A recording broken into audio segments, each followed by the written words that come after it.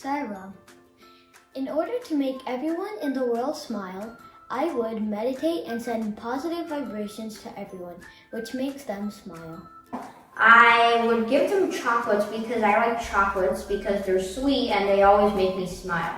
I do this by complimenting them and helping them solve all their problems. I would do it through seva, such as writing cards for the elderly and providing food for the homeless people.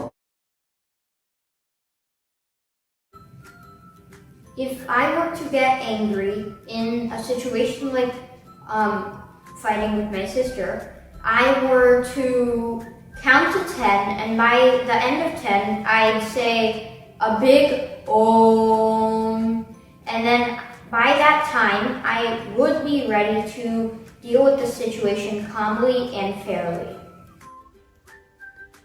If I were to deal with my own anger, then I would do something that I like for a while. When I'm angry, I chant Sai Ram, which helps me to respond and not react. If I was angry, I deal with those feelings by staying silent until I calm down. This helps me make sure that I won't be rude to anybody.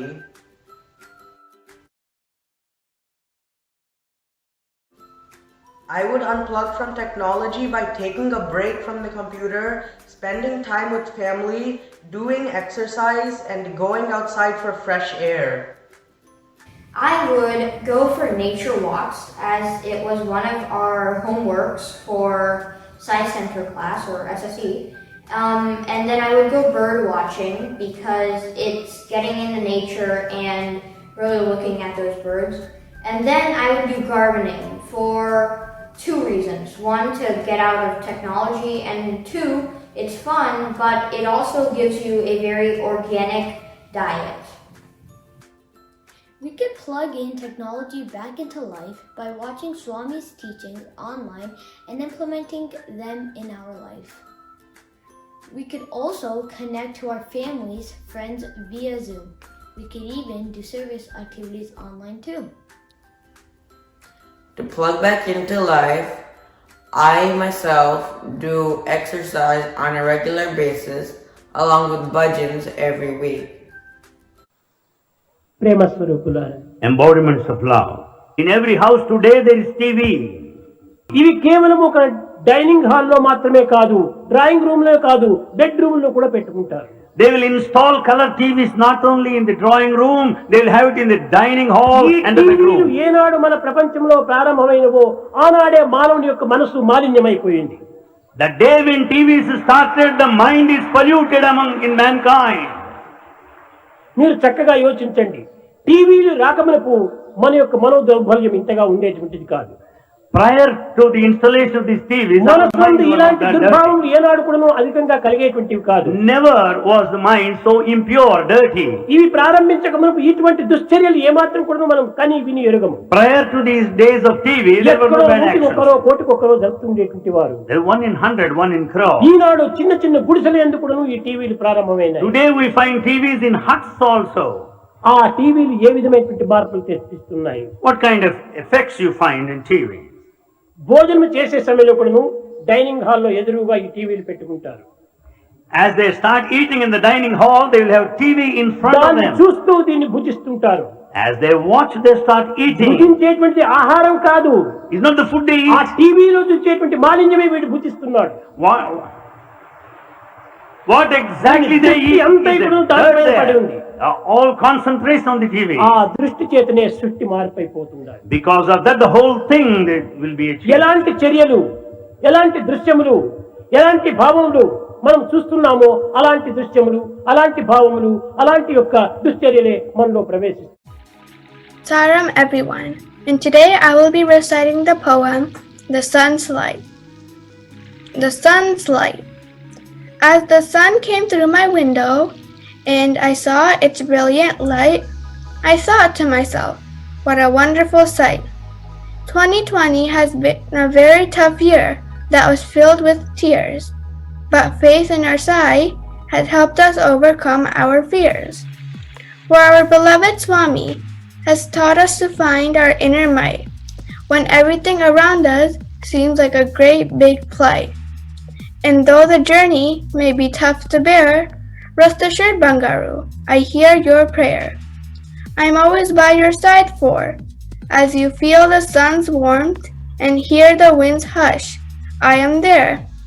Think of me in happy days and sad days, and see me in your inner sight.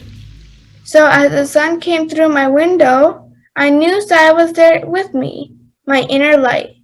Sairam. Hey Chandan, how are you? I'm doing great, but I have a little stress from my upcoming exam and COVID. How come you're so happy? Well, I've been taking Gayatri Mantra pill. Gayatri Mantra pill? What's that? Well, it's a pill that comes directly from the source. Is it safe? Absolutely. What's the dose? The dose is you can take as much as you want, but you have to take it with complete faith. Oh, okay. Let me take a look. It says here that there's no side effects, there's only side effects. And the side effects are, there's 100% guaranteed to make you smile and stress-free. Wow, this could really work out for me. So cool.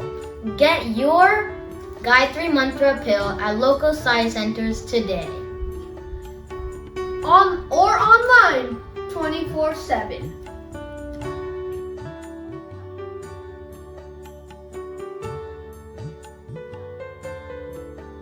Why should you worry? What is the shape of worry? What is the shape of worry? It is mental created fear only. Worry means mentally created fear only. ఈ వరికి ఏమాత్రము రూపం లేదు. Worry has no form. నీవు create చేసుకుంటున్నావు. It is only your creation. కాబట్టి అలాంటి యొక్క దీనికి నీవు అవకాశం ఇవ్వకూడదు. Never give scope for such worry. ఈ విధంగా ఉంటుండి ఎప్పుడు చూసినా కూడాను ఆనందంగా ఉంటుండండి. Be happy all the time.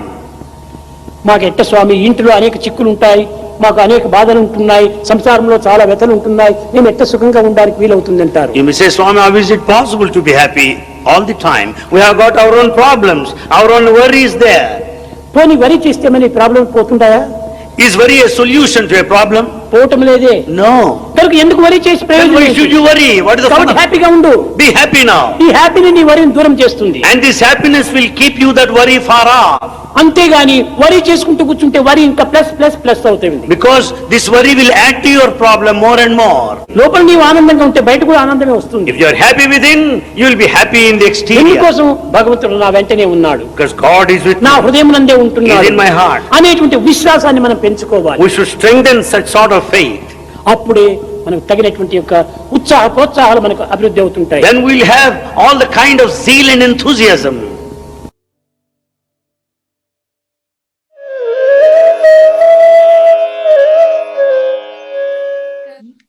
The pandemic has brought some families closer together, while some other families are struggling to cope with anxiety, fear, sadness, and uncertainty about the future. Each child, based on the age, the symptoms and signs of distress can be shown differently. I would encourage parents or teachers or whoever, Balvikas gurus, to pay attention to their sleep patterns, their food habits, and their mood fluctuations. I think that we have to educate our children as to how to handle this crisis.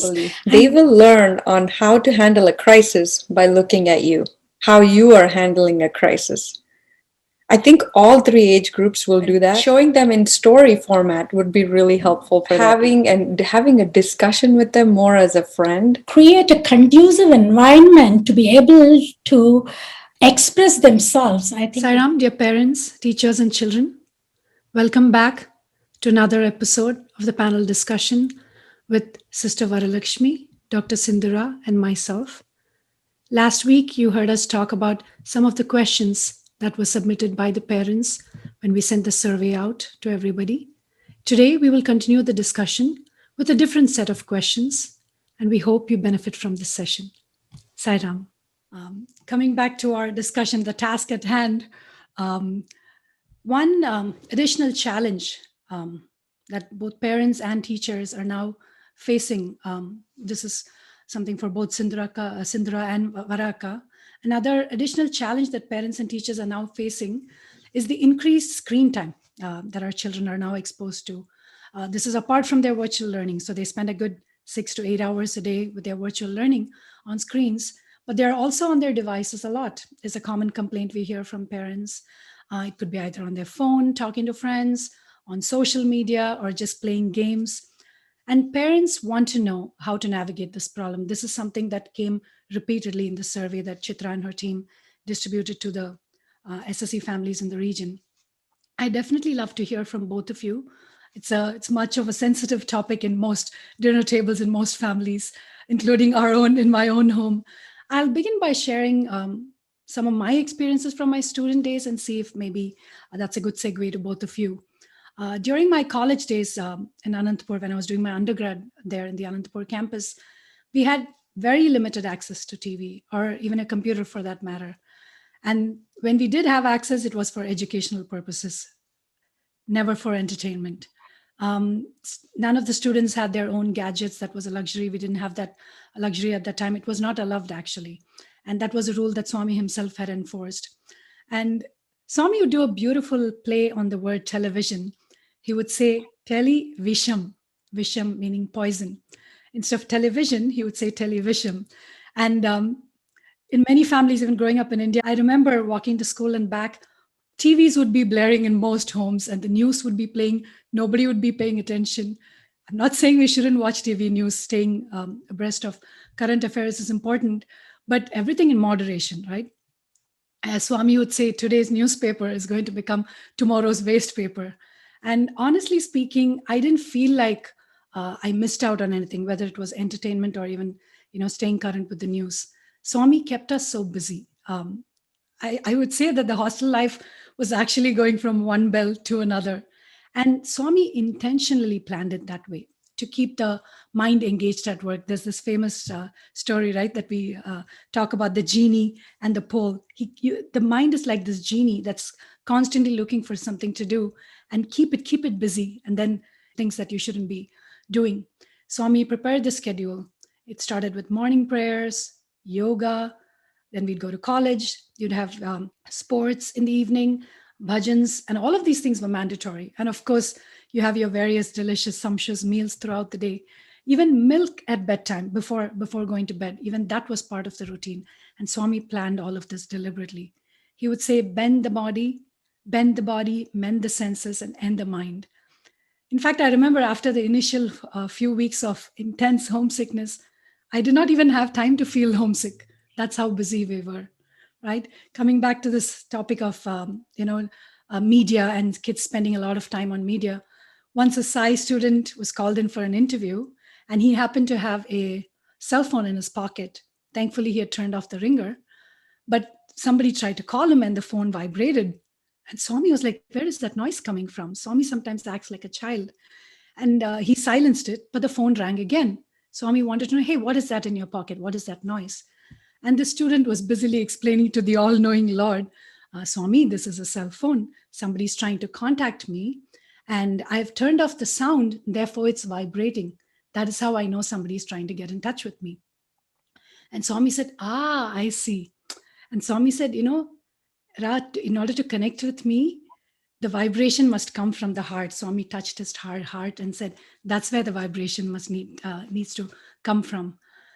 When we see our children on their devices, even if it's on a phone, think about it. Now we don't allow them to go out and meet their friends freely. If they're using the phone to stay in touch with their other friends, a video call, it should be okay. Use some discretion and place restrictions if needed, and definitely monitor if you're ever concerned. But I think these are some of my thoughts. Varaka and Sindhura, maybe we'll start with Sindhura and then we can turn it over to Varaka after that. Thank you for such beautiful stories. When it comes to media, I'm going to talk about it from a very scientific way, from what I have learned in my training and what I see daily and how we help families that are not of spiritual understanding in many ways that the SAI family is. I think there's one thing that we can all do is limit setting, and again, by age, limit setting, meal times, sleep times, these should be protected from any kind of media or electronic use. So strictly dinner time. A lot of times I'm seeing like lots of parents are now using cell phones or any other kinds of iPads, TVs, whatever it is, to feed. And I think that would be very, very detrimental to both mental and physical health for the child. So at least if we were to start somewhere, I would say protect the sleep, protect the meals from any kind of media, because you're consuming food, and sleep is time for restoration, and more data and more. It's also like food, like Swamy says, right? Like food for any kind of senses that you're involving at that time, you're taking in food. And so you would want to cut down on those two times. And I would recommend a resource like American Academy of Pediatrics as a media toolkit. They have researched this and they have developed this, many, many researchers, and it's well studied. And they give you exact recommendations for each age group. What is the upper limit of how many hours of total media use, which includes TV and electronic use? For a 3-year-old child, surprisingly, it's 2 hours per day. And now on our cell phones, we can monitor how many hours we're on media. And we can also monitor how much of that was for work purposes and how much of that was entertainment. And I encourage parents to separate those two, educational media use and entertainment media use. Right now, you cannot take away computers and reduce that entertainment purpose, media use, time. And the best way is to engage with them. Even if they have 2 hours of entertainment screen use per day, in those 2 hours, I would recommend parents to be with them and try to learn what they're using, what kind of entertainment are they using. Is it Minecraft? Is it Roadblocks? Take me into your world. Be curious about what's going on. Understand what their entertainment is like. I think that would really help generate a conversation, build your relationship closer, and they will be more open to discuss whatever's happening in these gaming platforms or messaging or whatever it is. I think that setting limits is key, really clear distinctions, and within the limits, engaging with them during their times is the two things I would really recommend. Because I don't think in this day and age you can eliminate. So we need to learn to work with it and help develop a discrimination power within that child to know what is what. And you can only help them with that if you go into their world. Fantastic. Varaka, do you have any suggestions for parents who may be struggling to grapple with this issue? First and foremost, I'm a very positive person. I want to start off with positive things about technology. Without technology, I don't think we would have survived the pandemic.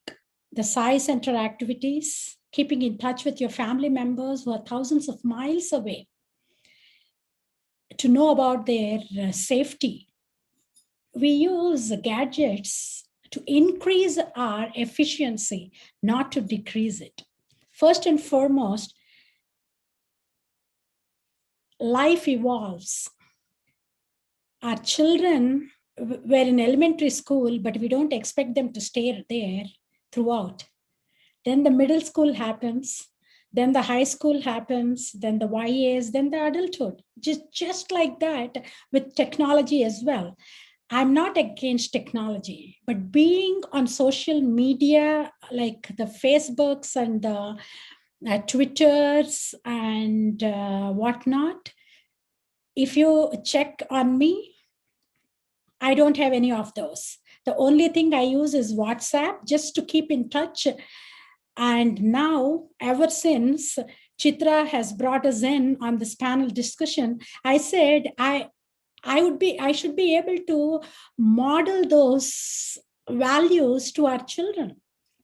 I have never used gadgets unnecessarily. Everything is for doing Swamy's work and keeping in touch with my mother, who's 88 years old. I do not waste my time. I'm always trying to see how I can be productive in my day.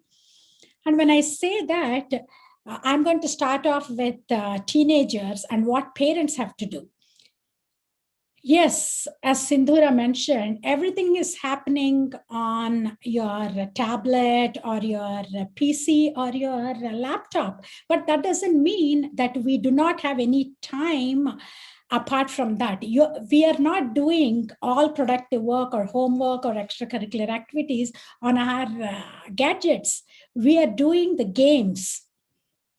But we cannot tell them not to use, but we have to give them reasoning as to why we have to limit it. Because too much of usage is not good for your eyes. We have heard about the 20-20-20. Sindhura can pitch in later on the 20-20, because after 20 minutes, you need to take a break. And then you come back. So what it does is too much of usage, that blue light that the scientists have talked about, the research has proven that it not only affects your eyes, but it also affects your brain. A portion of your brain is affected and you're not able, insomnia because of that. And as parents, you have to be the grown-ups. If the father or the mother are always on the cell phone or on the TV, we have no right telling our children. We have to set out certain rules. We totally do not bring in our gadgets. We have to have a common place where we can put our gadgets when it is family time. As an SSC Group 4 teacher, we have done this because children do bring their cell phones in. They're getting texts in between the class and they are tempted. And so we do the same thing too, the notifications. So what I do is in the daytime, now for the past 7 months, my phone is on not even vibration. It's off. I don't get any notification. So I keep 3 to 4 times a day to check. As soon as I wake up, I do use my cell phone to start off my day with Swamy's teachings, thought for the day. But after that, I just put it away, do my chores. I think children do get bored, not during the pandemic. The screen time has been a problem even before the pandemic started.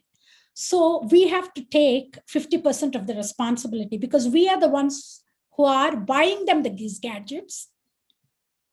Why? I think one reason, as a parent, I would want to take the responsibility and say, we want to fit in the community. If a 8-year-old child, who's my friend's child, has got a gadget and my child is asking, oh, I have to buy, otherwise, socially, it might not look good. Why? This is where the self-confidence comes in. You be your own person. We cannot care, and we should teach our children that what people think about us does not define who we really are. And bringing Anu's example, a Swamy, when he says television, why? Yes, both of you beautifully mentioned. Yes, we take in a lot through our senses. And what we are not realizing is that without our knowledge, we are putting all that violence, we are putting all those bad things into our brains, that it is going to act up on our behavior. That emotionally, the behavior gets altered. So what we have done with my son is, to tell you the truth, I can laugh about it. When he turned 16, we got him. That time we never had smartphones. So it was a flip phone. Okay? If you have to give your children a phone to know about their whereabouts or their safety for any emergency, give them a BlackBerry. If it is just for that, who are we here to show that we can afford? We could afford everything in this world, but there's so much that we can cap, the ceiling on desires. We have to teach our children. We are the adults. And I think the first rule that we bring forth in our home is before buying, my father always did that. Before buying, is this a want? Is that a need? Where do we come in between? Okay, we'll get you. But what are the rules that you need to follow? Just come up with the rules, have them sign it. And if they do not follow the rules, then you become the adult. Do not compromise on the value system. Because these, taking social media, for example, the cyberbullying, we're hearing a lot about it. And why open ourselves up to these kind of things? Instead of telling them not to use, let us educate them as to why we are asking them not to do it. And I want to refer to this. I was watching, I'm a big fan of Sudha Murthy, the Infosys Foundation chairman, and I look up to her for her simplicity. Because she has all the wealth in the world. She has made, she was the first woman to be an engineer in her college and to pass out with the flying colors. And she is a professor in computer sciences. And she mentions that we have to tell our children not straight because they do not understand us, because our jargon is different. Let's be open and realize that we speak different languages, because your first child, if it is 5 and you're having a second child and there's a 5-year difference, there's a generation gap there, because children now are born into technology. They know what to do and what not to do. So she says that we have to draw a balance and have boundaries. And she brings a beautiful example of showing them a variety. It's like if you love a dessert, if you keep eating the same dessert, you're not getting the most nutrition from all the other wonderful foods that God has created on this earth, right? You need a balanced proportion of food to keep our body nurtured. And she says that if you let the children explore other things, like our children have completely forgotten to read books. Anything that they do is on the gadgets. They've forgotten a lot of the wonderful things that life offers. So I think doing that, and gadget time could be a family time, as Sindhura mentioned. Play something, try to watch a movie together, and also try to bring in more documentaries where we can understand the bad effects that they are going to live with. The aftermath. Do we really have to, because we tell our children most often that learn from your mistakes, right? But as parents, do we really want to make mistakes by doing things that we are asking our children not to do? I think I would like to leave it at that and let, I know Group 4 students will be watching this program, and I want to address them as well. It is okay to have gadgets. It is okay, but still, to be a part of this community, we have to take certain responsibilities. We have to realize that if we want to earn something, we have to earn something. Right? To own something, you have to own up to the responsibilities, the duties that come with it, and the discipline that goes with it, and to be within that paradigm and realize that there are a lot of people, and by using this gadget, it's not only detrimental for our health, physically and emotionally, but how much of energy that we are using and what we are doing to Mother Nature. And what is their responsibility as future citizens, future leaders, future SAI leaders? I think educating them and allowing them, if they really want to use the gadgets, what we have done with our son is, when we have to take a family vacation, we tell him, okay, we could go here. So research what to see, what is their culture, what's the languages that they speak, and where to get a hotel room, so that it's not only easy to get to every place but cost effective. So what we're teaching them is, through gadgets, we are allowing them, giving them ownership. We're teaching them responsibility, not only to be better in using their gadgets, but also economically, we are encouraging them to learn through the gadgets. I think if we change our way of communicating with the younger generation, instead of just telling them, oh, what you're doing is wrong, as she said, bringing them into our world, and us willing to go into their worlds and learn, and to see things from their eyes also would be helpful from a parent's perspective. Those are some great tips, Akka, and your experiences as a parent and teacher are definitely going to be very helpful to our listeners. Moving on in the discussion, an after effect of quarantine, the school closures and social distancing, which we are all very comfortable with now, is that the children are deprived of the everyday experiences that normally, tend to build their self-esteem, their sense of self-worth. So parents and teachers, they want to know how they can respond to negative self-talk by the children and help them feel confident in themselves. This has been a recurring theme in some of the questions, some of the responses to the parent survey questionnaire that was sent out just a couple of weeks ago. So here we are addressing negative self-talk, just to remind how to build the self-esteem in the children. I'll share my thoughts on this and then turn it over to Sindhura.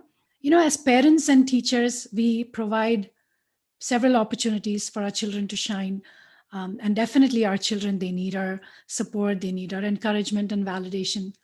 However, we should be cautious not to force them, for sure, not to force them to do something that they don't feel an interest in, forcing them to do something, or even promoting them wherever we go and saying, this is my child who has this talent, please, trying to promote them, or even falsely praising them. Children are very smart and they know when we are honest. And I think we owe it to our own children to be truthful. That said, I don't think we should be harsh with our children when we are criticizing them, especially if it's constructive, do it, but don't be harsh with the criticism. And children should be allowed to try and fail. This is something I believe in. They shouldn't feel that pressure that if they fail, it's all over. It's the end of the world. Our kids want to make us proud, right? Me as a child, I've been through that too. As a child, I wanted to make my parents proud, and our children want that too. They want to make us proud. And I can speak for my own family, the children set a high bar for themselves. And, we have that responsibility as the adults in their lives, whether it's as an SSC teacher or as a parent. We have that responsibility to create that safe space where the child feels like they can come back home at the end of the day and share their failures and their successes with us. And definitely I'd refrain from comparing them to other children, their peers, other children in SSC, saying things like, look at this person's son, look what he's doing. Look at this person's daughter, look how much they have accomplished. You're hardly doing anything. Those kind of comparisons, they are definitely not going to get them to do what we would like to see them do. Or even comparing with relatives, cousins, or in some cases, their own siblings. They won't like that. They will begin to resent their own siblings if we keep doing that. Each child is unique, is precious, is a flower in Swamy's garden, right? I feel, times are changing now. It's not like how it used to be when I went to school in the 90s.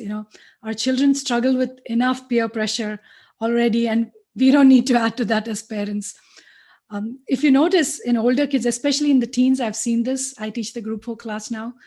There's a lot of deprecating humor, and I see that trend almost. It's almost like a cool trend. Kids think it's okay to do it, and it's almost cool to do it. It's become such a common occurrence, right?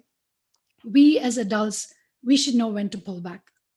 And if we don't do that in time, if we don't pull back in time, I feel it can cause lasting damage to the child. And even worse, it can cause damage to the relationship between the child and the parent, or the child and the teacher, depending on the case. Long-term repercussions from early childhood, they can be formed. So that's something I would caution the parents who are listening. And I must add here that Varaka mentioned earlier to share more about my time as a SAI student. As SAI students, Swamy gave us so many opportunities, whether it's with singing, playing instruments, dramatics, public speaking, sports, the list is endless. Swamy's bar has always been high. It's like the bar we have for our own children. Swamy's bar also has been high. I remember how encouraging Swamy was during the sports meet. He would motivate us. He would encourage us. He would prepare the field for us. He would send authorities and say, make sure the girls, the boys have what they need. And that gave us a lot of confidence. That is exactly what we should be doing for our children too, right? I clearly remember as a child, I had a lot of stage fright. I remember when I was in 6th grade, there was a talent show. My mother taught me a song. In Tamil, we call it Puttaparthi. I'll just sing a couple of lines. I think it's from the movie Cary North Carolina, and my mother taught me this song. I clearly remember that morning when she was washing the clothes, she was teaching me this song. It goes like this. Kunji kunji pesi madi mayakum vanjagarin ulagam valai virikum kunji kunji pesi kunji kunji. I memorized the lyrics. I knew the tune by heart. I could sing it in my sleep. It happened to be my birthday, and I went to school. So in India, we all wear uniforms, right? In all the schools. But the birthday students, you're allowed to wear what we call color dress. So my mother had made this beautiful China silk langa and blouse for me, and I had long hair that was attached and all of that. I went up on the stage. I sang the chorus. I went to the first antara, and I realized I have 300 people watching me. What am I doing up here? I froze. I had stage fright. I just left the stage. For months, for years after that, I couldn't build the confidence back up. And I think it came back to me only when I went to Swamy's Institute. If anybody asked me, what is the one thing you took away? What did Sai Baba teach you? What did Sai Baba give you? Well, he gave me an education. Yes, he gave me a degree, and I found a job with that degree, but he gave me self-confidence. He gave me that confidence to conduct myself, be out there, speak in public. And today, here we are, 25 years later, being part of a panel with my esteemed co-panelists. So this, for me, is one of the biggest personal takeaways SAI student days, and I feel it served me well. I've gone on enough. I would like to now turn it over to Sindhura to share your thoughts on this all-important topic of self-confidence and how can we instill it in our children. Thank you so much, Sister Anu. To be honest, I don't know if I have much to add. I think you covered it very beautifully. The only thing I would say that really struck me as I'm seeing kids in this day and age is that, especially from ages 7 and up, their confidence really depends on their peers and how their peers view them. What that does to that child who is 11 is developmentally, psychologically, during that time, they're trying to learn the world by learning what other people are doing. That's how, our brain is wired. And if we need to be different in that time and have confidence in ourselves during that time, it's like you're fighting your genes. You know what I'm saying? Like, human beings socially, you want to be like other people that you see around you because you want to survive, you want to be liked, you want to be loved by people around you. SSC kids are very lucky because at least on weekends you can find other similar people and you can find, okay, I'm not weird one out. But the rest of the week, I really empathize with children on the difficulty they face from being different. And to really own that and be confident in that takes a lot of effort, a lot of modeling at home, lots of support, lots of faith, friendship, so many things. And I think that all of these should be developed at a very young age, starting from 3 to 4, starting from watching games and encouraging kids to, you can build another block. Like from that level, I think confidence, self-esteem are starting to create during that time. And especially during school age, It's peer-based. It's totally peer. And I think, Sister Anu, you're so lucky to be in that environment, where you are different, siloed out, it was good because you're the natural, how the mind tries to be like everybody around you. And you were put in an environment where, your natural capability was actually to your advantage, right? And we really need to understand that the kids here, they're fighting against the other way. And they really need to be supported and understood in that hardship. We can say, this is our culture. And we do things this way because this is the reason. But I also understand how difficult it must be for you to be different. I remember I was in 7th grade. I went to a Catholic school in New York. I went to school first day with 2 braids and oil in my hair. It was a devastation. Everybody looked at me like I was totally different. And I looked at them smiling like, what's going on?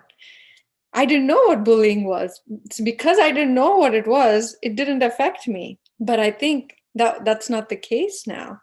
Yeah, I could have really been depreciated. And no one really talked to me because I looked very different. What's up with this girl? Oil and 2 braids, what's going on? And the only friends I had were in SAI Center in the weekend. There I could be, okay, everybody's wearing braids. Okay, good, thank God. I'm not an alien. But, I think a lot happened in me because I was in that age where I'm trying to learn about the world, and knowing that I'm very different creates certain conflict in me that took me a long time to get over, and self-inquiry.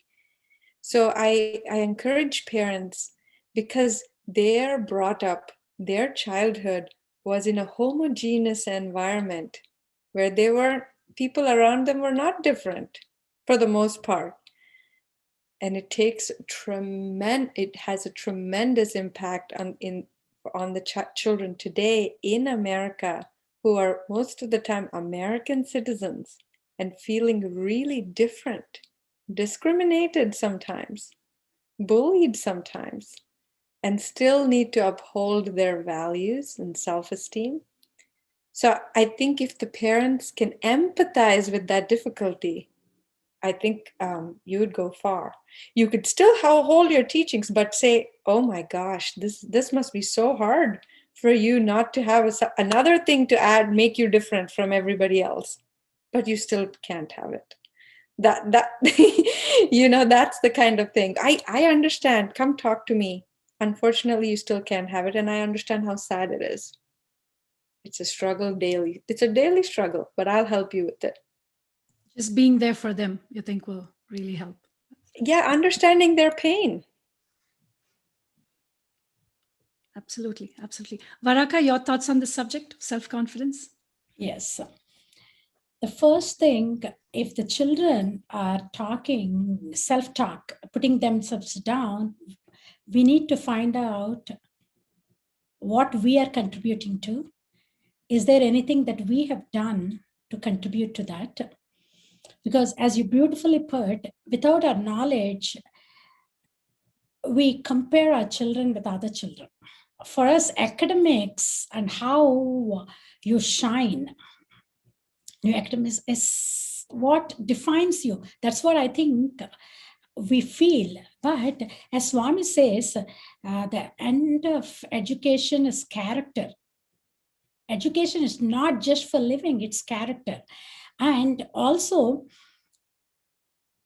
if they are talking low about themselves, just you have to make them sit and ask them why they think low of themselves. And also, self-confidence is something that they have to derive from within. We have to contribute to that. And you beautifully brought out an example of a flower. Each child is unique. We come with our own footprints. And for that matter, not just humans are unique, but everything that God has created is unique in its own way. Take the snowflakes, for example. No two snowflakes are identical. So expecting children to do the same, to fit into somebody's shoes. And also another reason why, in my experience, I feel that they self-talk themselves is because they feel they are not reaching the expectations of the parents. Most of the times we think that the teenagers are acting out. They are not acting out. It is such a sad thing that we are not able to understand their language. Every child, trust me, as much as every parent wants the best for their children, every child's aim is to keep their parents happy. And when they think that when they say something, we don't listen, we just hear, and we assume that what they're going to say, we already know. We interrupt them. We don't listen to them. And many of my son himself told me that. When he went off to college, the first time he was coming home, I picked him up from the airport. And we were having a conversation because I had never left him. This is the first time he had gone off to college. I was asking him, hey, how are you coping? How is it going? And he said, oh, it's good, Mom. It was tough not having you, but I'm getting the hang of it. Then I asked him, how was your childhood like? And what are the mistakes did I make? I asked him, upfront, I asked him. And he told me something that just blew me away. Pride. This is how we react, right? And he told me, he's the only child. He was good at everything. He was an all-rounder. So I thought, because every time he would say, I'm bored. So he had this activity, that activity. And he said, I had too many activities. I was shocked. But then I said, oh, really? I'm very sorry. Can you explain? Because I don't know. I want to understand. Then he said, you did it with so much love, Mom. And I did it because I loved it too. But I wish I had some free time to play with my peers. Do we take that to heart? Yes, to some extent. But you can't take that against the child. Think that he was blaming me. No. If you listen to them, they will tell you what they need from us. And most of the times, if the child is feeling isolated, that's because they are having a kind of a combat within themselves. They do not know how to rise to your expectations. And we try to live their dreams. We have to let them live their dreams. You can't say, I wanted to do that, so I would like my child to do this. I think most of the times we try to rub these kind of activities on them and give them an opportunity to try what new things that they're very passionate about, but always having that open communication and letting them know that having a good education will give them economic stability. If they want to be a photographer, okay, let them be a photographer. Let them try. Don't curb them. But also it is your responsibility to tell them that would, being a photographer, allow you to bring in that economic stability. Each one of us have to have economic stability, right? So when you explain to them by allowing them to pursue their passions, and I think if everybody was doctors, or if everybody were engineers, or if everybody were lawyers, then if there was nobody to work at the grocery store thinking that it was beneath them, then we wouldn't have. And also teaching our children that every profession has to be given some respect. Every person have to be respected, and also building a beautiful relationship with your school and your teachers, I think will actually help them. Because if there's anything happening in school, the children do not want to tell us because they don't want to be tattletelling on their friends, they think that it is a normal thing. But we have to make them sit and let them know that it is okay. If something is happening, they should be able to come up to us so that we can give them the correct guidance and the support. They will come and open up to us only when we lift off that expectations and we come to their level and say, whatever has happened, but we can work together. And being there, and as you said, Anu, it's truly, you cannot expect children not to make any mistakes, but learning from their mistakes. And they need to know that we are their support system. We should keep that open communication so that they come to us for advice. And if you're freaking out, I think they observe and absorb. They're observing us and they absorb the reactions and the intentions versus the expressions. Our intention is first the fear or anxiety that something is going on with our child. We desperately want to help them. But in that anxiety, our tone raises, our face changes, our expressions change, and all they see is our expressions. The words dissolve, they get faded off. And I think, poor thing, they feel that they are letting us down.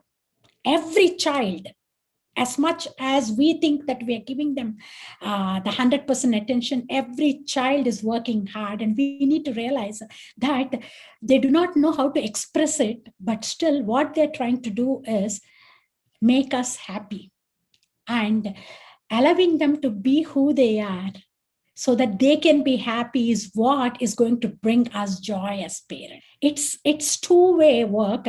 And as Sindhura said, you can empathize. Oh, when I was growing up, I didn't have all these, but still, I know I cannot understand completely and fit in your shoes, but I still will try my best to understand and try to do the best from my end. I think if we can do that, we can bridge the gap. Nowadays, what is happening is the way we speak, we are very straightforward. Especially when the teenagers come home late after a curfew, anything that you say to them, because they already know they made a mistake. They know that they have let us down. And if you confront them, what happens is that amygdala, the fear and flight in that brain is already overactive.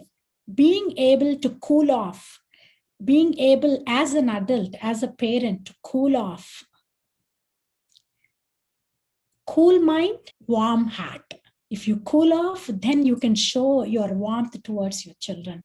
Taking one step and measuring ourselves. I think parenting doesn't come with a manual. And I cannot sit here and say we can be foolproof. When you say that, we should also be accepting of our children that they are not foolproof and things will happen and we can sort out things when we have an open community. Fantastic. Thank you so much, Varaka. Truly appreciate that. We are down to the last discussion prompt. In the interest of time, I'll pose this just to Sindhura. Sindhura, while most children have been attending online school over the past few months, some have been going in person, but majority have been attending classes online. How can parents prepare and support the children as they get ready to return to school and other activities, extracurricular activities? And more importantly, how can children prepare themselves as they get ready to go back to school? I'd love to hear your thoughts as a child psychiatrist. I'm sure you have a lot to add on this. Yeah, I was telling a group of colleagues that, when the pandemic started, we were all really worried. What was the effects? But it seems to me that the reopening is even more stressful for a lot of people and even for children. They're really stressed out about reopening. And over my experience in the last 1 year working with children and families, I've realized that there's like a division. There's two kinds of children. There's the children that were so anxious among their peers. They felt so afraid to go to school every day. When the pandemic hit, They were doing excellent, because they don't have to show their face. You can turn off your screen. They don't have to have all these worries about interacting with people, social communication. All those worries are gone. They were able to focus on their schoolwork. This pressure of social interaction is gone for them. These are the children now who are like having panic attacks and anxiety, thinking about reopening. And there are these other kids who really, really enjoy social engagement. Their family life and structure has not been well. A lot of kids sometimes take school as like what do you call that? Like an oasis. They thrive in a school environment. It's different from home. They can learn, they can be with other people. So for them, the pandemic has been really, they're suffering because they're put into that home environment that they don't thrive in. And they don't get to use peers and teachers as a way out of what they're going through at home. So there's these two different groups of people. And for people that are more on the first spectrum, who are really nervous and afraid to go back, I would encourage parents to start talking about reopening as soon as possible.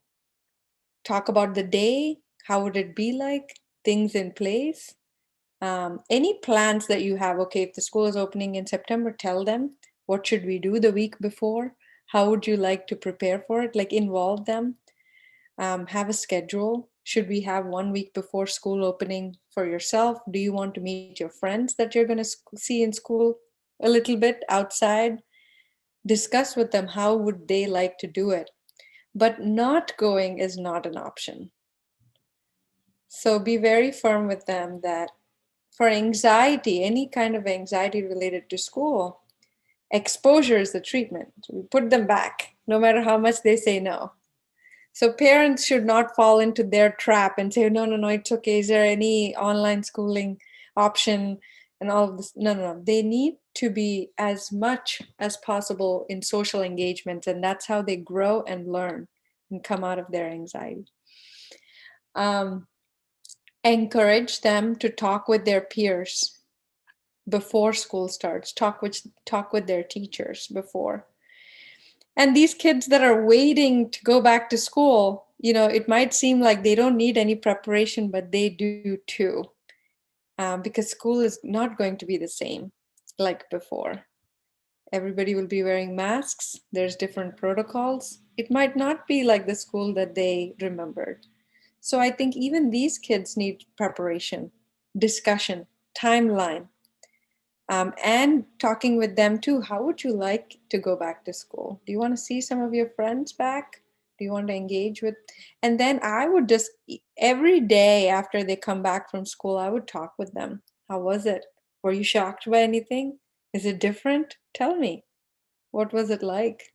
Having regular open discussions with curiosity, like you don't know anything.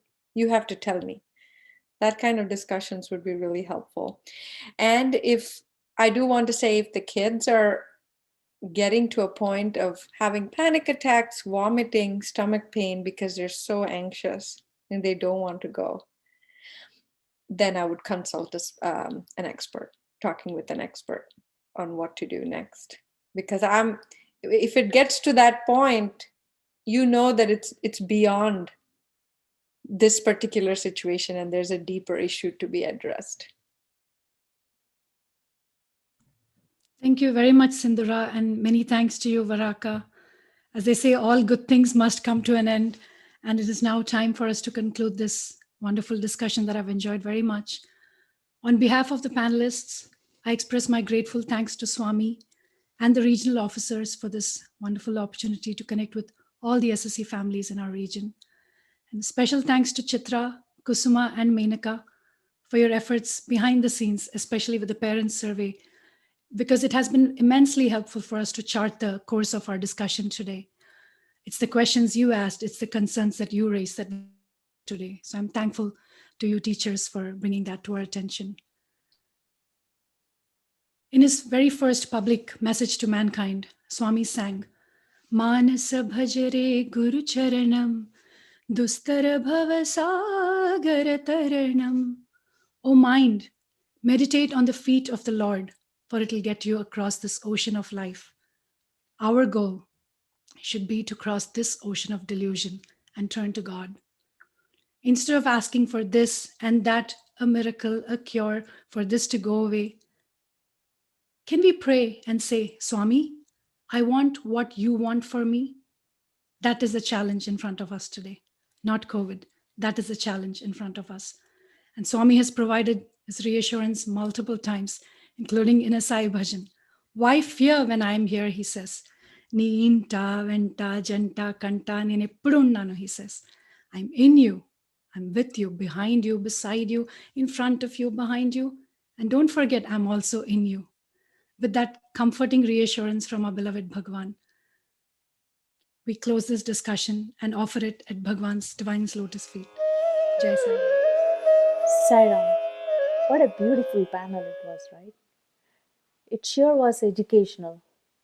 They addressed topics that are frequently discussed among parents, teachers, and students. Our panelists shared their thought with a nice blended knowledge, personal experience, and our Swami's beautiful messages. Let us absorb these messages and meditate on it. I'm sure the pandemic will have no effect on us. If you have any questions to these sisters, please do direct it through your center officers. Thank you, Sister Varalakshmi, Sister Anu, and Sindhura. Now let us sit back and enjoy bhajans for today. Sai Ram. ॐ साईश्वराय विद्महे सत्यदेवाय धीमहि तन्नः सर्वप्रचोदयात् ॐ साईश्वराय विद्महे सत्यदेवाय धीमहि तन्नः सर्वप्रचोदयात् ॐ साईश्वराय विद्महे सत्यदेवाय धीमहि तन्नः सर्वप्रचोदयात् ॐ साईश्वराय विद्महे सत्यदेवाय धीमहि तन्नः सर्वप्रचोदयात् ॐ साईश्वराय विद्महे सत्यदेवाय धीमहि तन्नः सर्वप्रचोदयात्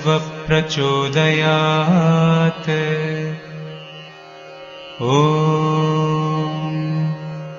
साईश्वराय विद्महे सत्यदेवाय धीमहि तन्नः सर्वप्रचोदयात्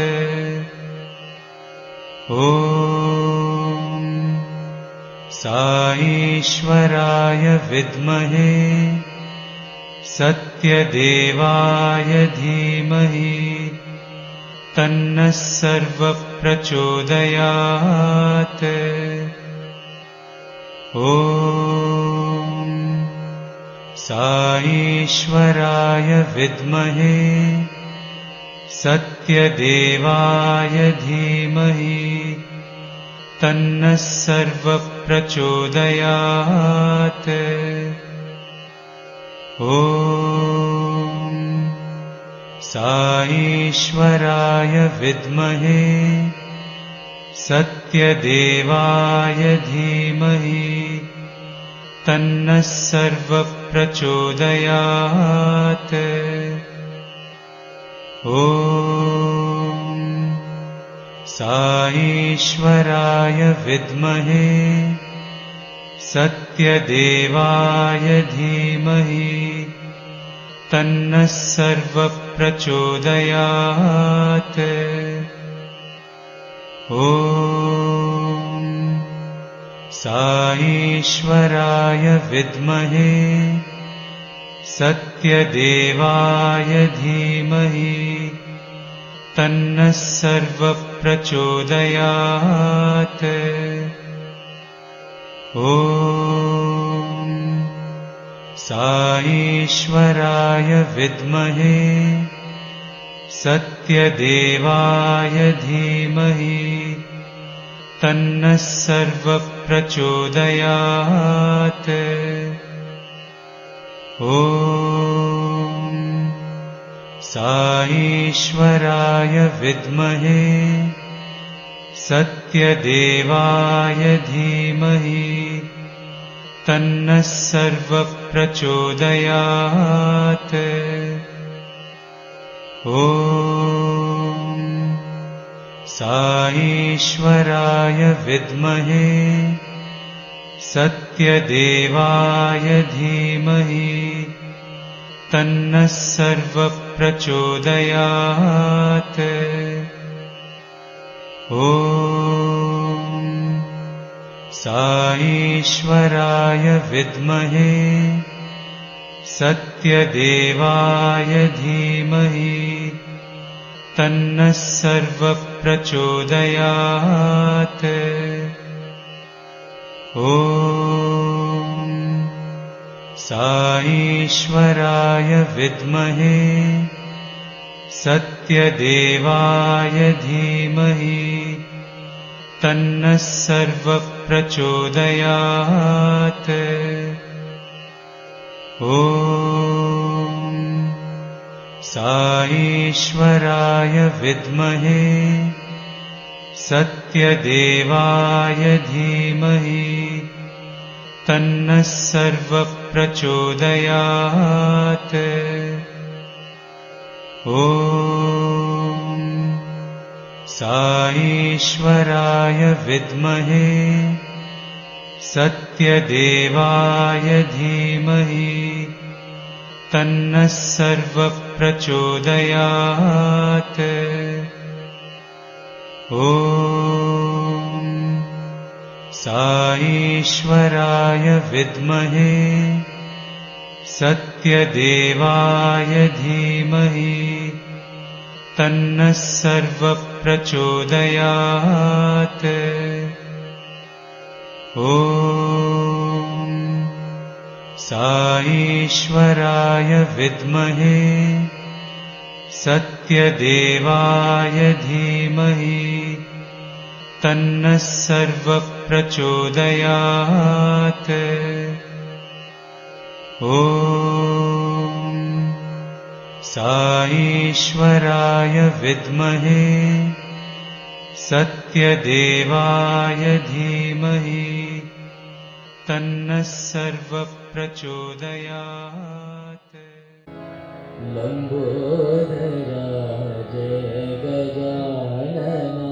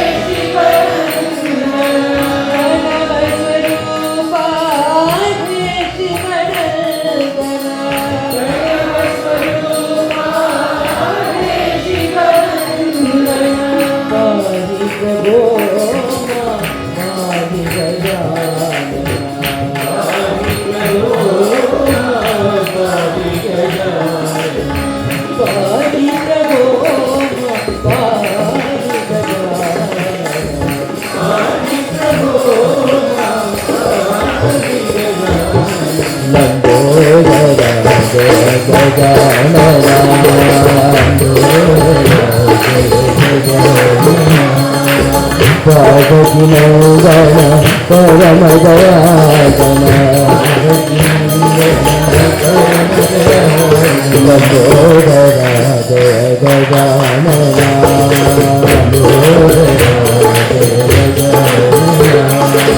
Manda Vimochana Paramavandana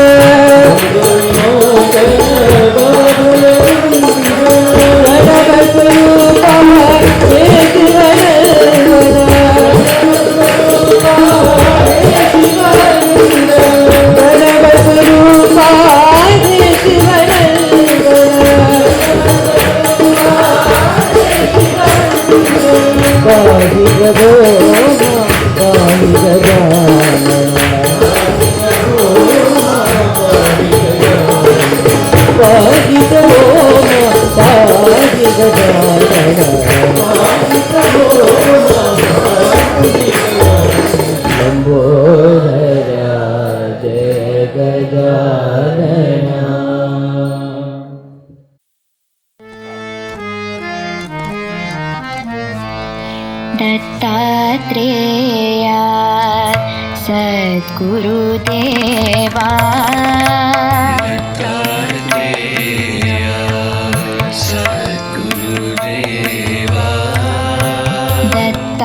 दत्तात्रेया सद्गुरुदेवा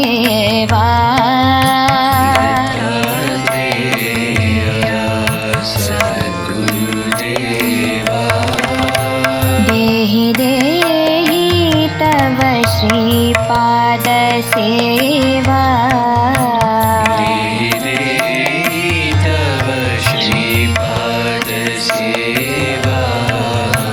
देहि देहि तव श्रीपाद सेवा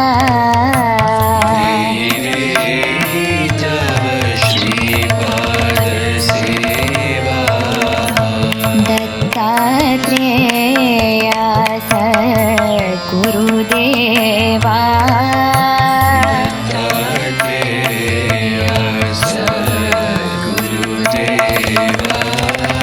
तुम ही ब्रह्म सनातन देव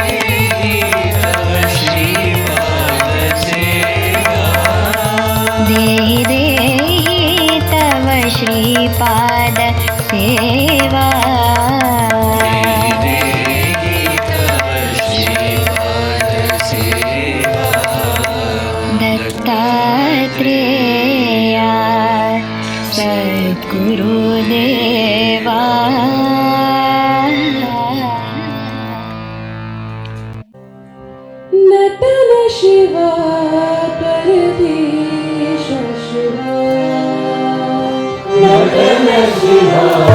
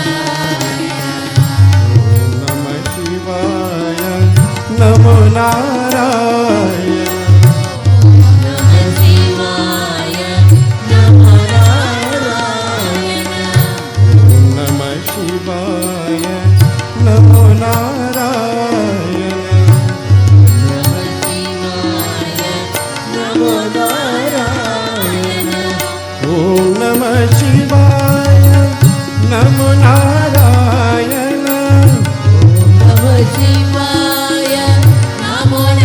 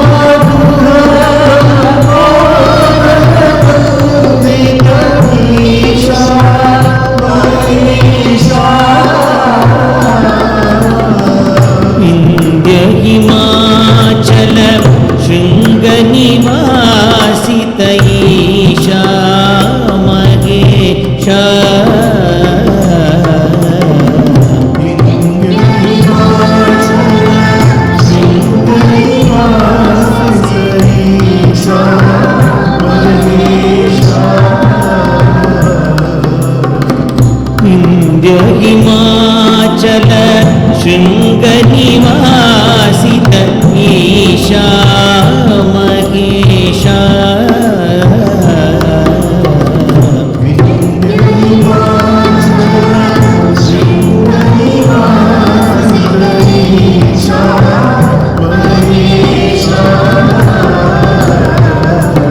हर हर शङ्कर शाप सदा शिवैशा महेशा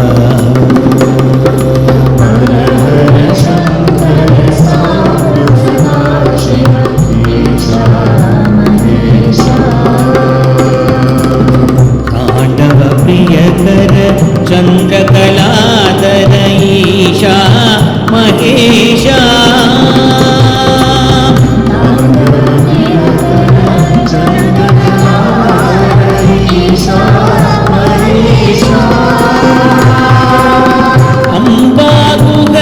लंबोदर वंदित ईशा महेशा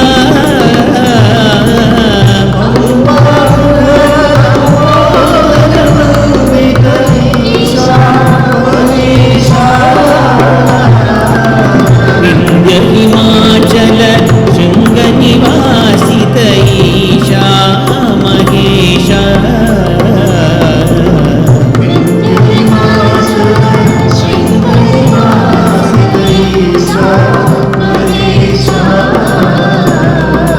हर हर शङ्कर शाप सदा शिव ईशा महेशा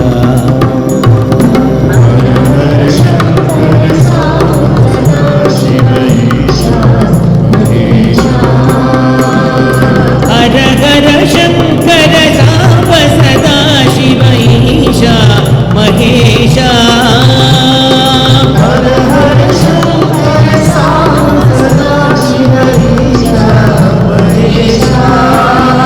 साईशा महेशा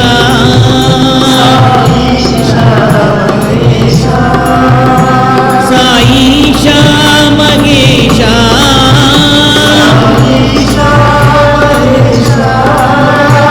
साईशा महेशा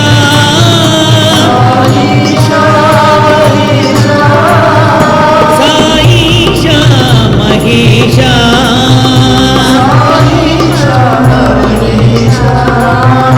साईशा महेशा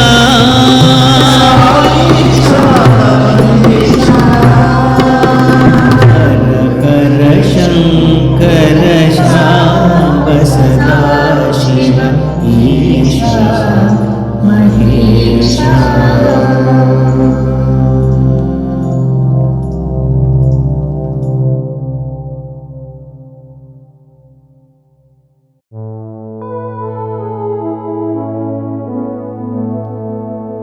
भोला शंकर भोला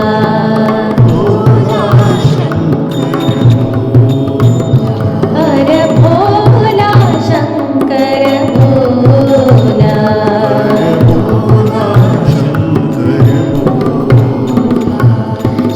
शैलेश्वर हर विश्वंभर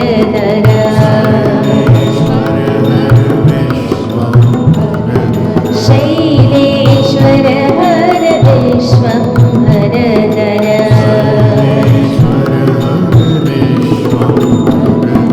भोला शंकर भोला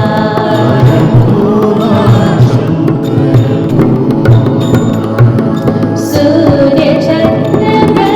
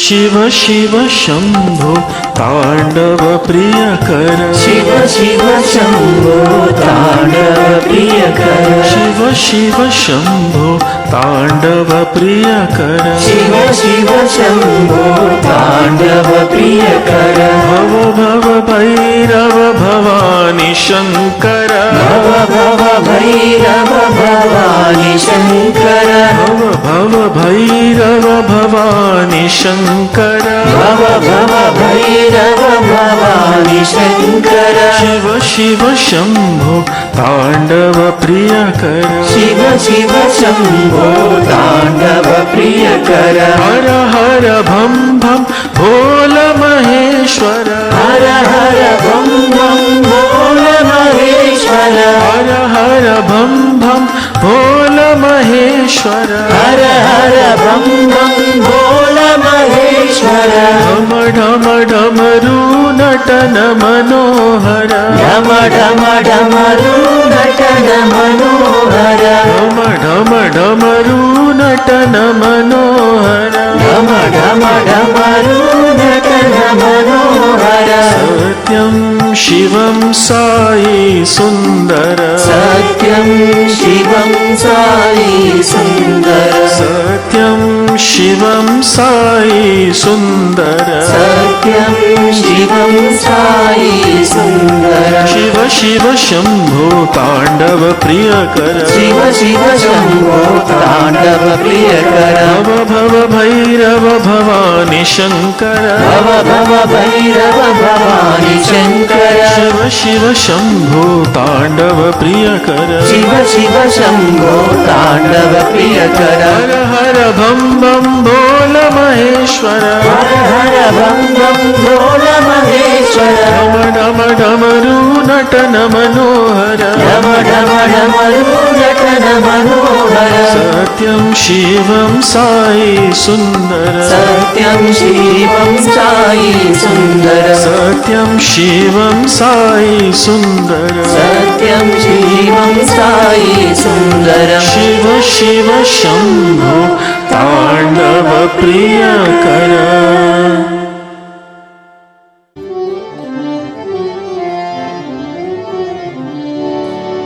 अरुणाचल शिव अरुणाचल शिव अरुणाचल शिव अरुण शिव अरुणाचल शिव अरुणाचल शिव अरुणाचल शिव अरुणाचल शिव शिव अरुणाचल शिव अरुण शिव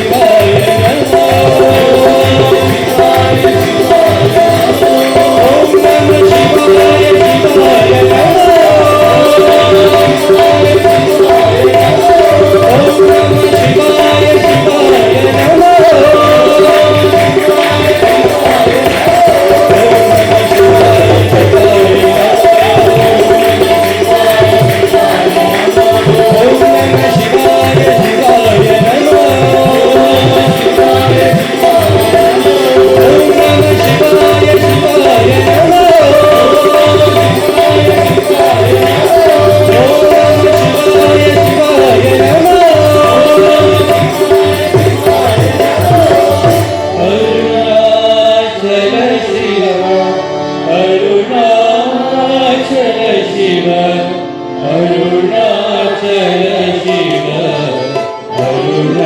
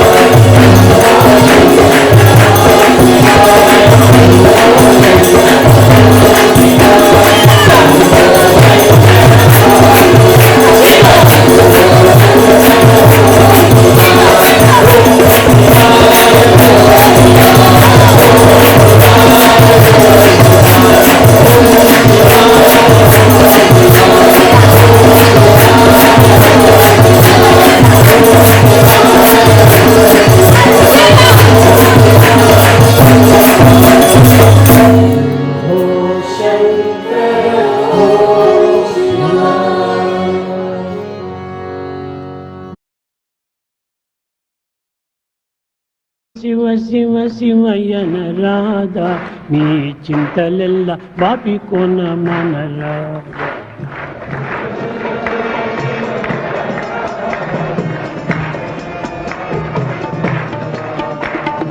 శివ శివ శివ శివ అనరాధా నీ చింతలెల్ల బాపి కొన మనరా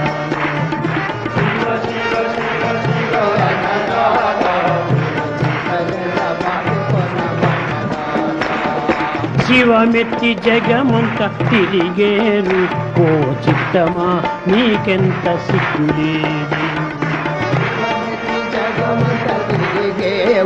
ఓ చిత్తమా నీకెంత సిగ్గులేదే అవని సుఖంబులకు అల్లాడెడు నీకు ఆవలికి కలిగేది అది ఏది అవని సుఖంబుల అల్లాడెని ఆవలికి మిగిలేది అది ఏది పొద్దుబోక ఊరి వారి సుక్కులంటే మీరు సిద్ధమౌదురే కడు శ్రద్ధతోడా పొద్దుబోక ఊరు వారి సుక్కులన్నా మీరు సిద్ధమౌదురే కడు శ్రద్ధతోడా ముద్దు ముద్దుగాను భగవత్ పుస్తకాలు చెప్పు వెళ్ళ వద్దికగా నుండరేల ఓ చెవులా.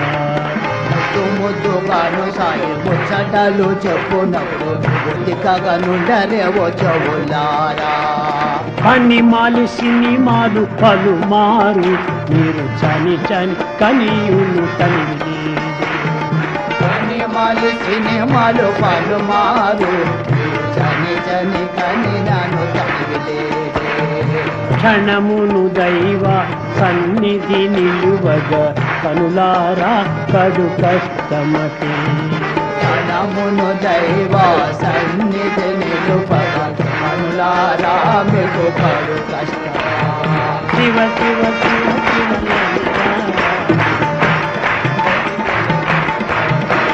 శివ శివ శివ శివ ఎనరాధా. శివ శివ శివ శివ ఎనరాధా. శివ శివ శివ శివ ఎనరాధా.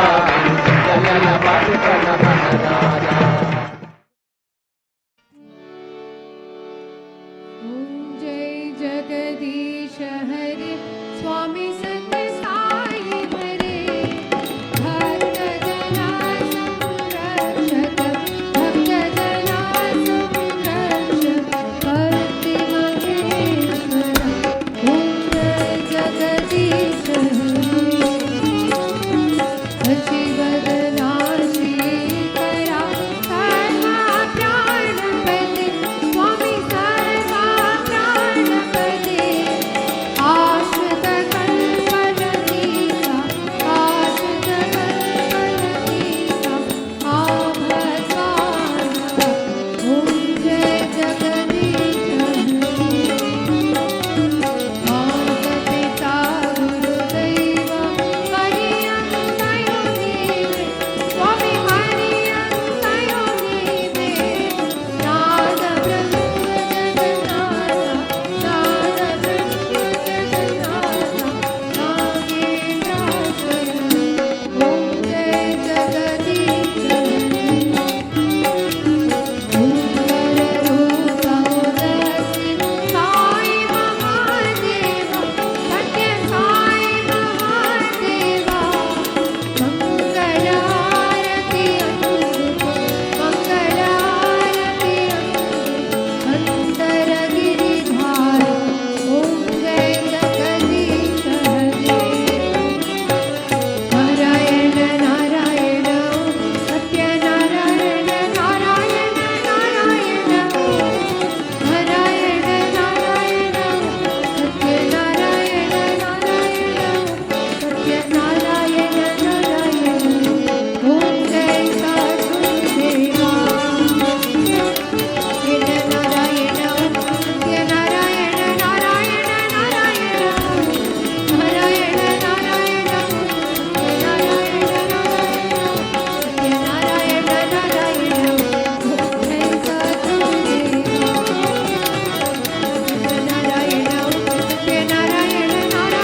नारायण नारायण नारायण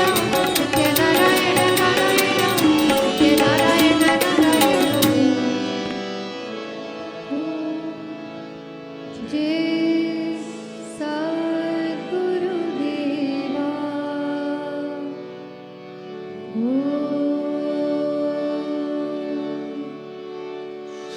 शांति शांति शांति समस्त लोका सुखिनो भवन्तु समस्त लोका सुखिनो भवन्तु समस्त लोका सुखिनो भवन्तु ॐ शान्ति शान्ति शान्तिः Thought for the week. On Shivaratri day, you must try to establish friendship between your mind and God. Shivaratri is to remind you that the same divinity is all pervasive and is found everywhere. People believe Shiva lives in Kailasa. Where is Kailasa? Kailasa is your own joy and bliss. It signifies that Lord Shiva lives in the Kailasa of delight. If you develop joy and delight in your mind, then Shiva lives in you. How can you get this joy? It comes when you develop purity, steadiness, and sacredness. Then your heart becomes filled with peace and bliss and is indeed Shiva's Kailasa. Shiva will live in the sanctum sanctorum of your heart, within the temple which is your body. There is no use in just thinking of Shivaratri once a year. Every minute, every day, every night, you should think of divinity and sanctify your time, for the time principle, truly speaking, is Shiva. Divine Discourse, February 17th, 1985.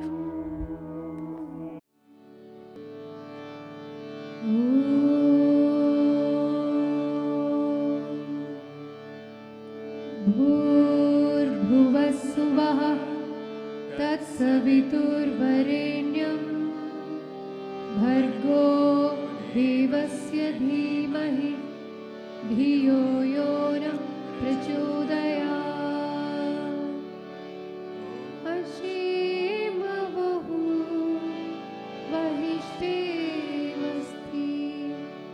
उष्टास्ति उष्टाहमय शतशाय वहिष्ठाय यशे नमो तस्सा भगवतो अरहतो सम्मा सम्बुद्धस्स बुद्धं शरणं गच्छामि धम्मं शरणं गच्छामि संघं शरणं गच्छामि श्मा इस्राएल अदोनाय एलोहेनु अदोनाय एहा अदोनाय एहा अदोनाय एहा. Our Father, who art in heaven, hallowed be thy name. Thy kingdom come, thy will be done, on earth as it is in heaven. Give us this day our daily bread, and forgive us our trespasses, as we forgive those who trespass against us. And lead us not into temptation, but deliver us from evil.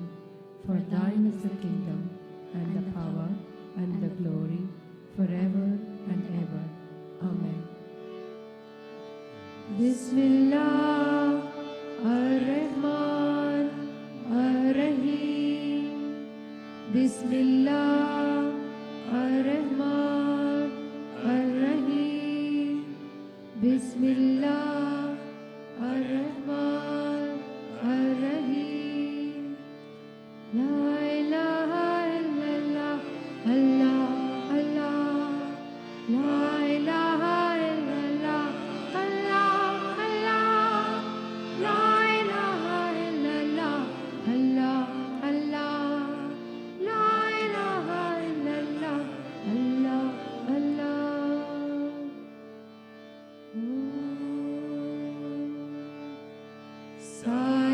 साईश्वराय विद्महे सत्यदेवाय धीमहि तन्नः सर्वः प्रचोदयात्. ॐ